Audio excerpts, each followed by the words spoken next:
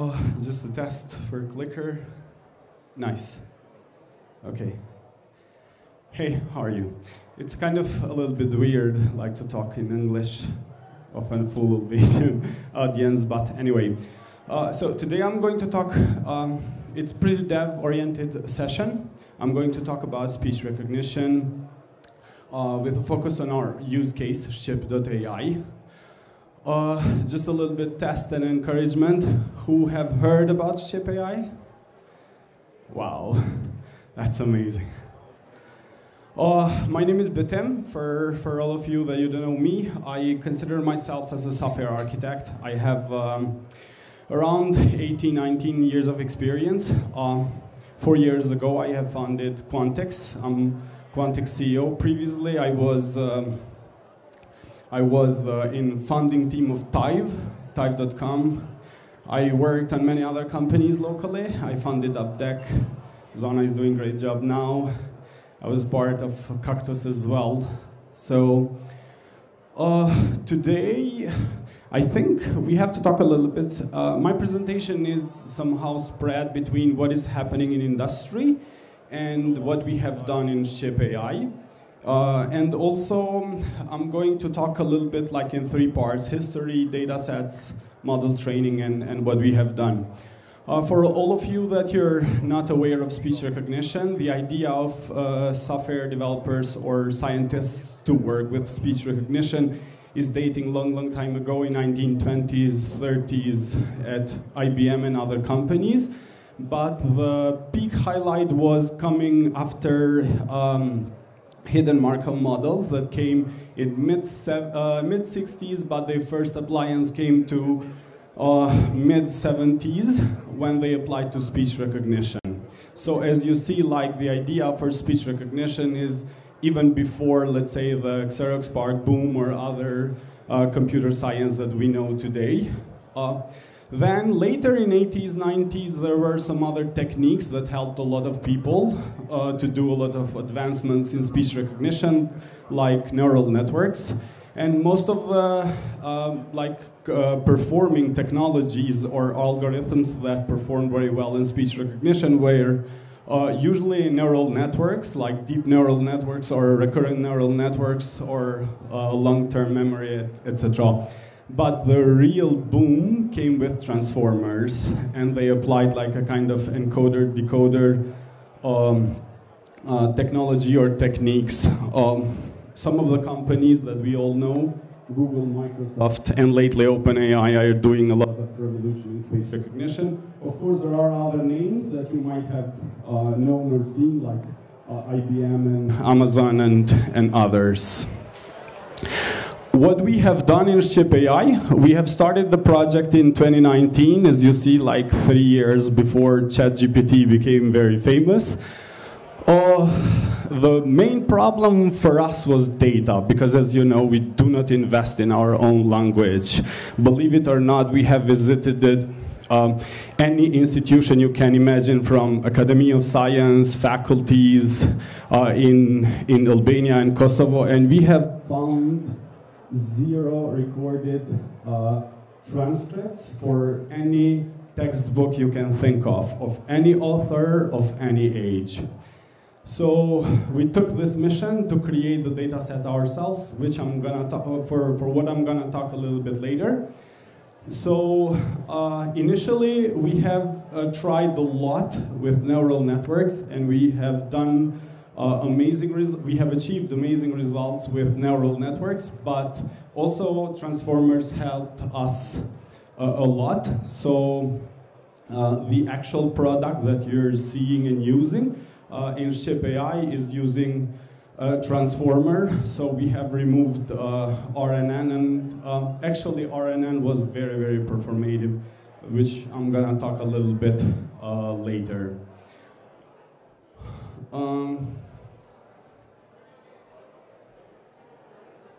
Okay, if you go to like big languages like English or German or Spanish, you have a ton of data sets online. Most of them are Wikipedia data set, Project Gutenberg with a lot of books, and LibreSpeech. So like it's so easy to start working in speech recognition for big languages, but if you go like under, let's say, top 10 big languages based on the number of population that speaks, it's so hard to find data. But very like a good highlight was deep speech. It's a paper that was coming from Baidu Research in California, that they proposed a kind of recurring neural based technology for speech recognition, and their data set was made about like 5,000 hours. That was spread in 9,000 speakers. But the most pivotal moment in speech recognition is OpenAI Whisper, which was trained, or which is having a data set of many hours, like you see, like 800,000 actually. The good thing is about OpenAI Whisper is that the data set is multilingual, so it's not just any language, but any language you can think of. At Shqip.ai, like we have built an in-house data set. Initially, we have trained the model, or our data set was 2,000 hours. That was like, we paid 250 speakers from Saranda to Mitrovica of 2 genders of different ages to read for us in order to have a kind of good demography. And the good thing, actually, that helped us a lot is like this human verification. Every single sentence that was read by one or more speakers, we have verified manually. So there were 2 other people who were saying yay or nay to approve or reject a sentence that was read by someone else. Now we have switched to tailored data sets for courts and parliaments because, you know, the language is a little bit different. For example, when a judge will speak L-214, you cannot translate like L and something like that. You translate for like normal language, but you have a different formatting.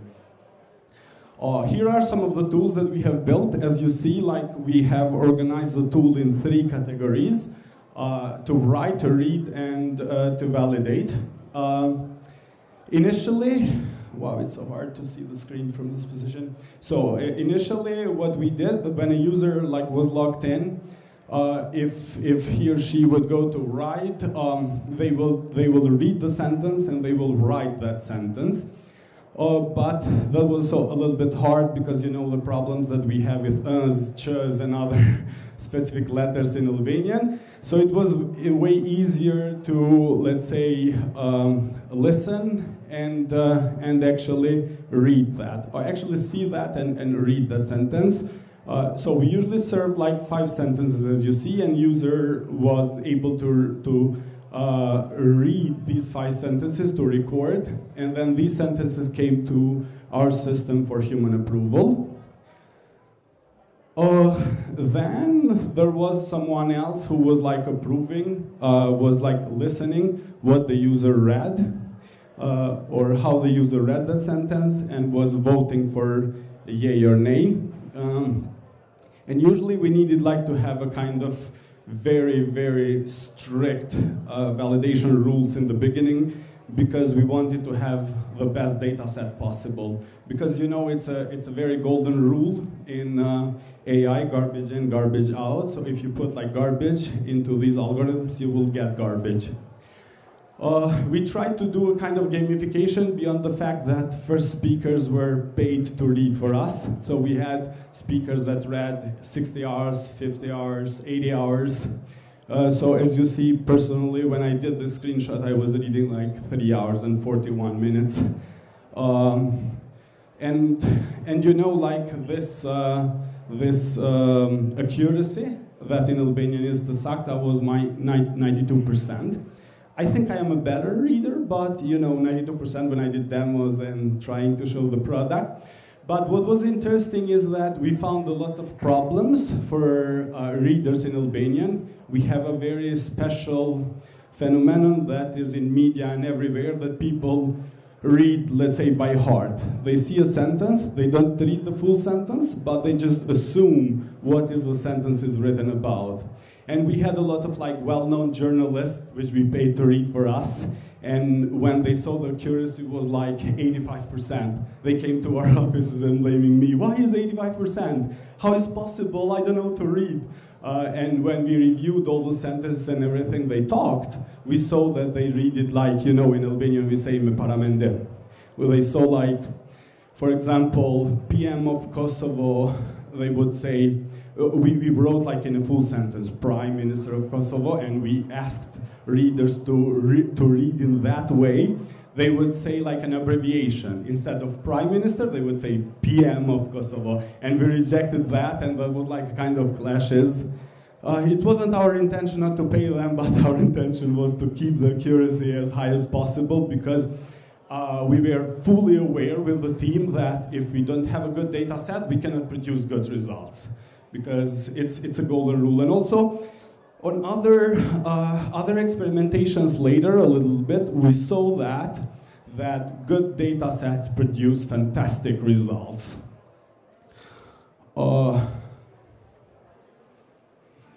So we built all the tools, as you see. For example, we watched all the contributions, and as you see, we have the voting there. Like 2 people thought that the first sentence was not read correctly.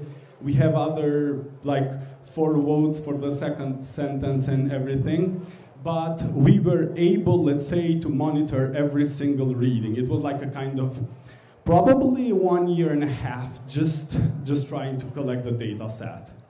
Because it's like, I have to mention here that there are some personal initiatives, or usually people do for theses, like diploma thesis, but there was no, let's say, organized initiative like this, probably in many years or never. So in order to go for this, because it was like kind of huge investments also from commercial perspective, but I was very, very convinced that it is worth it. Now later we have like, I talked a little bit about tailored data sets, because there was a year, like I don't know if it's a year ago, like when ChatGPT became famous, but let's say when ChatGPT became famous, I faced the question. They asked me, what will happen when OpenAI and Google will reach you? Because right now, for Albanian language, we perform way better than Microsoft, way better than Google, sorry for this, way better than OpenAI, because of the data set. Not because that we are smarter or because we pretty much use the same technology, but because we have a better data set. And Albanian, to be honest, is a language that is spoken probably by 10 million people worldwide, so it's not in the radar of these big companies to do huge investments for it. So we are using that advantage.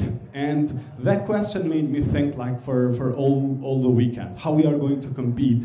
All this investment, I'm going to talk a little bit later that we have invested in hardware a lot of money, so I said that what would be that, you know, that thing that would put us ahead in competition with big giants.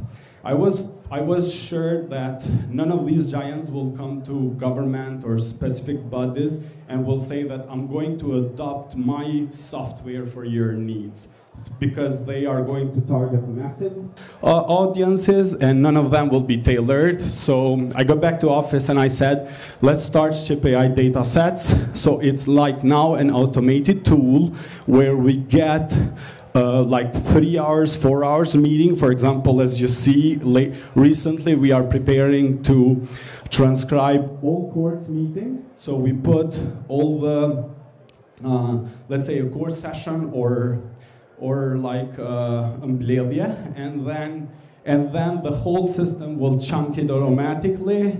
It will like transcribe it using itself technology, and it will put us ahead in terms of creating our own data sets. So our power and competitive advantage will rely here. So we are able, let's say, if today we have transcribed Pristina municipality meeting, let's say which we did it a month ago, and we know places that we haven't performed good, or we have failed to perform for a specific speaker or a specific pronunciation. Like, we can use this tool inside, like internally, to produce a data set which will contribute for the training to enhance the model, so for the next meeting we are going to perform way better. So this is the kind of our moat, as we say in internet language, and I'm truly confident that we are going to continue.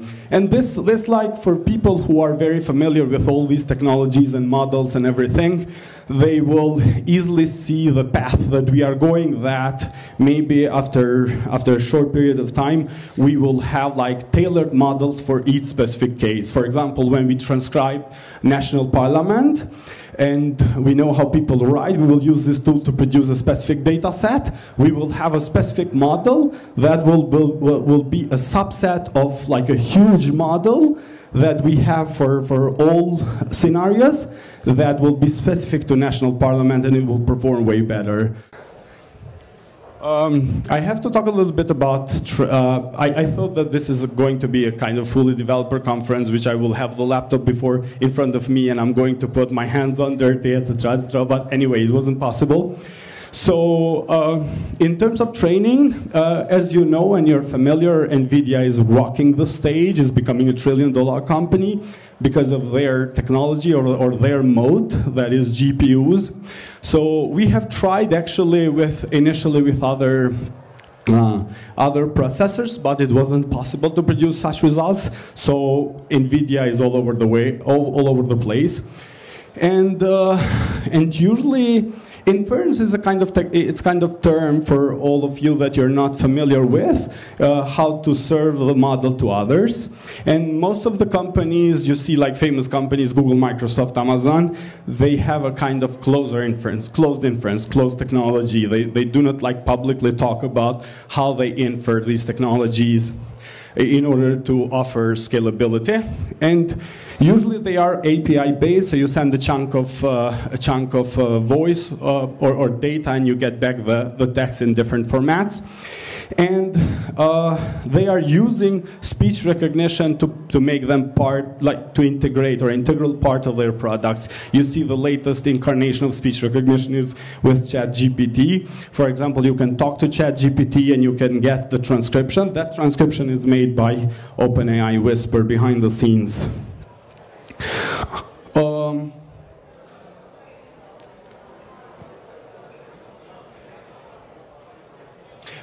In our case, like, we have a full in-house infrastructure. In order to do model training initially, one model training took us probably 25 days because we didn't have like much powerful hardware, and it was like a kind of probably 500, 600 gigs data set. So it was completely giant, like to fit in few days experimentation. This is very crucial. Then we have invested hugely in terms of infrastructure. Right now, that's a mistake here for people who are familiar. Here's A100. It's not A8. NVIDIA has no GPUs A8. And right now we have a full infrastructure with 120 core processor servers with multiple A100 NVIDIA GPUs, and we do one training within like 6-7 hours. Maybe larger data sets, which now came to probably 1,000 gigs, or maybe we will soon go to a tera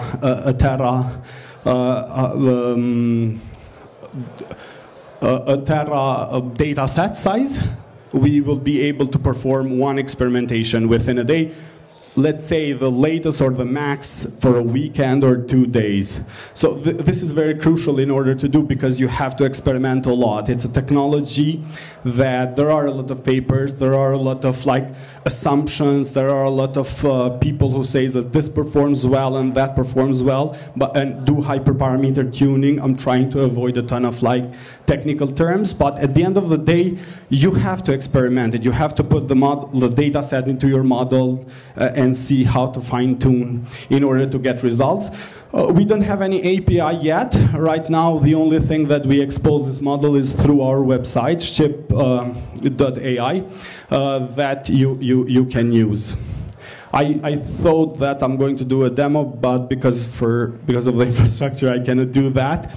But the good thing is that, I don't know if you've seen on social media, recently we have started to work with local municipalities. It started from our beloved capital, Pristina.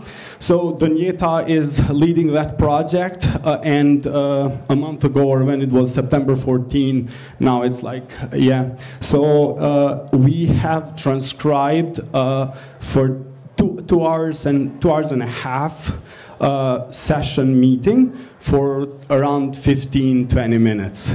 We produced the full transcription, what was talked, who talked that, which of the speakers spoke like more in terms of minutes. There is like a kind of, there is a screenshot there, how we produce it, like we do a process verbal, as we say in Albanian, and we say like folsi X or speaker X, and that speaker X for like 90 pages document is, you know, tracked and kept exactly. After Pristina, we have seen other municipalities adopting this technology, like Peja, Vitia, and many others to come. Recently, we are working with Instituti Albanologic to help them transcribe their data for Atlasi Ethnographic. What they are doing an amazing project. They are recording like 20 spoken languages of villages in Kosovo. So they go to different regions and they try to get that raw and authentic. And we are using actually Shqip.ai to help them transcribe these. And can you imagine when I was in a meeting with others and they were talking that they composed like a data set of 100 hours. And in order to do that manually, it would take like 1,000, probably 2,000 working hours, and we told them that we can do that within a day. So they literally started crying, how is that possible? But this is the beauty of machine learning. Oh, it was so hard. Questions? A couple of questions, yes please. Thanks for the presentation and for doing this for our language. It means a lot. What I want to know is, what's your business model? I see that you're working with institutions. Like, what do they get from you? They get this amazing tool. But what do you get back from them? And how does your company make money with this thing? Thank you. That's a very good question. This is the most boring part of CEO job. Like, at the end of the day, you have to keep lights on. Initially, like first 2 years, I was heavily involved in trying to make this thing happen because it wasn't easy. Now it's much easier if you start. Still is hard because you need a lot of investment. Till now, probably the investments has passed like 7 digits. In both technology and resources and everything, in human capital. So I wasn't like very focused on making money.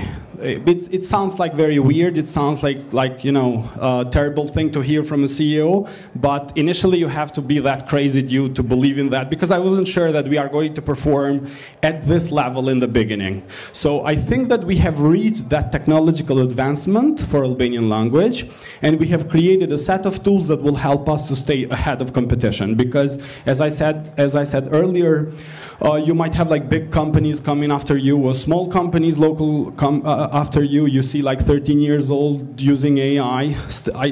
Now, this is like a very hard space, but let's assume that. Right now, our commercial offering is that that we do use, like we charge them for an initial fee, and we charge them for usage.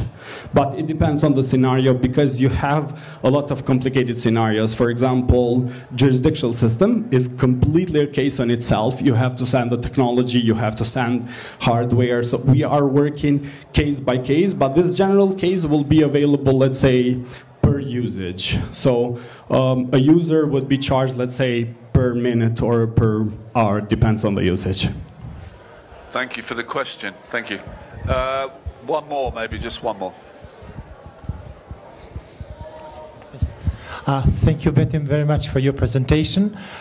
This is really good news, hearing that Shqip.ai is coming also in Kosovo, performing here, and also municipality of Pristina was very great news. Can you share maybe with us the accuracy of the radio transcription now?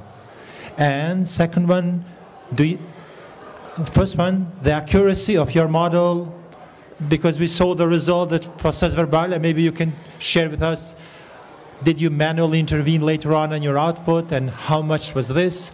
And also on this question forward, do you post-process your results in order that your model getting smarter and smarter? Thank you, Professor. That's a great question. There are a lot of details that obviously I skip because of the timing, because you can talk a lot about accuracy, evaluations, hyperparameters, and a lot of other factors. For Pristina municipality, without hand touching, we have been accurate 93%. That means that probably in 30 words we have missed 1 or 2. That was like the accuracy. And by the way, none of the documents that you see here that we advert, we haven't touched like by hand. And all the document that is produced is there how the product produced. But we know internally at which words, like where we are not performing and where we are lacking.